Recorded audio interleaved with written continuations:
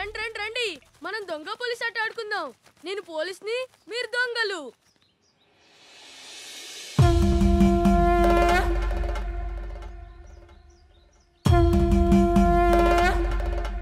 Ready? Yes.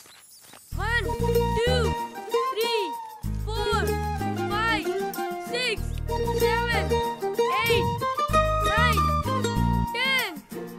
ఎక్కడ దొంగలు అక్కడే గమ్ చుప్ సాంబార్ బుడ్డి. Lucky out, lucky out. Aishu out, Aishu out. మనం ఇక్కడే వాడి ప్లేస్ లోనే దాక్కున్నాం కదా, ఆయన మనల్ని పట్టుకోలేదేంటి? వాడికి మనం ఇక్కడ దాక్కుంటామని తెలీదు.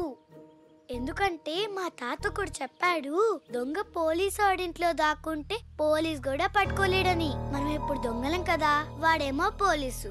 వాడి ప్లేస్ లో మనం ఉంటామని ఎలా అనుకుంటాడు? అస్సలు అనుకోలేరు.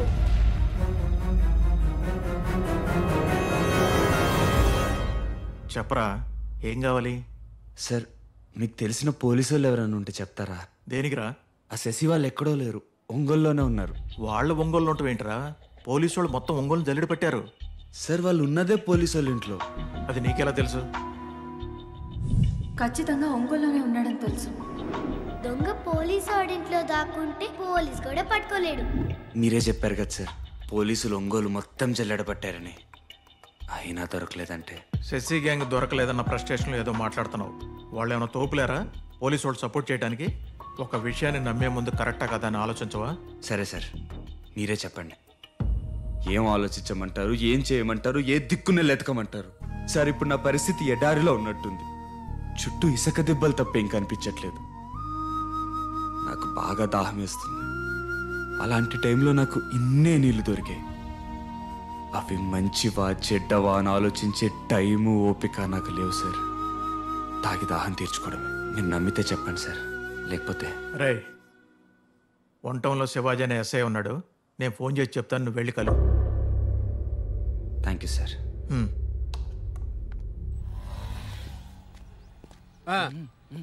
సరే, ఓకే.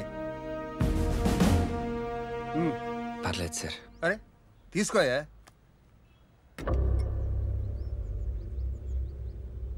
బాగుందిరా. అయితే ఇప్పుడు ఒంగోలులోనే ఉన్నారంటావు, అది కూడా పోలీసు వాళ్ళ ఇళ్లలోనే. అవును సార్. చెప్పే నీకు పిచ్చా, వినే నాకు పిచ్చా? చెప్పు, చెప్పయా.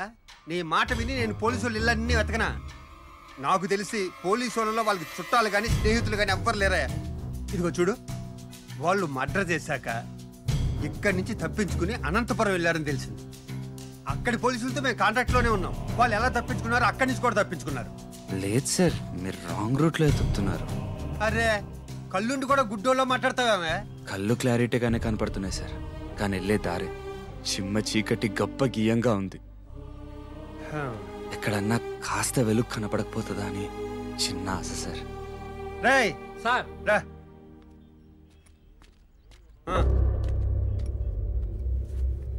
ఇదిగో సార్. వద్దు సార్, ఈ డబ్బులు దాచుకుని నేను బిల్లింగ్ కట్టుకుంటానా? తీసుకో. ఓ పని చేయి, నువ్వు వెతుక్కుంటూ వెలుగు కోసం వెళ్ళమ్మా. నువ్వు స్టేషన్కి వచ్చాయి. ఏం పెద్దయినా ఏంది? మా అబ్బాయి కేసు గురించి కలవమన్నా. కేసు విషయం నేను చూసుకుంటాగా. అలాగే. అంతేనా మరి? అంతే అంటే ఇదిగో పెద్ద ఆయన స్టేషన్ రమ్మనకుండా ఇక్కడ రమ్మన్నా అంటే అర్థం చేసుకోవాలి నువ్వు. అర్థమైంది.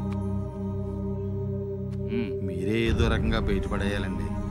నేను చూసుకుంటానులే, వెళ్ళు. ఉంటానండి.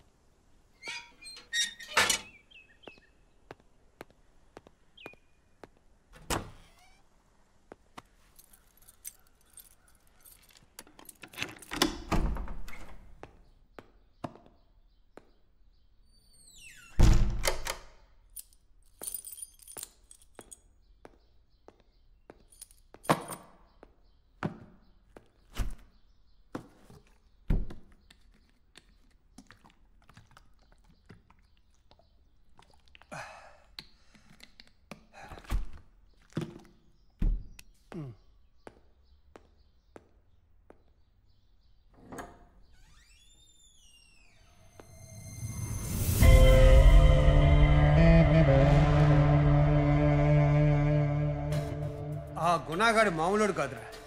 పోలీసు వాళ్ళు కూడా కనిపెట్టలేని ఇన్ఫర్మేషన్ ఆడు కనిపెట్టాడు. ఎవడో పోలీసుడు మీకు షెల్టర్ ఇచ్చాడన్న విషయం నేనని తెలియక నాతోనే డిస్కషన్ పెట్టాడు. ఎంత తెలుసుకున్నాడో అంటే వాడు రేపో మాపో మిమ్మల్ని పట్టుకోవడం ఖాయం, డౌట్ లేదు.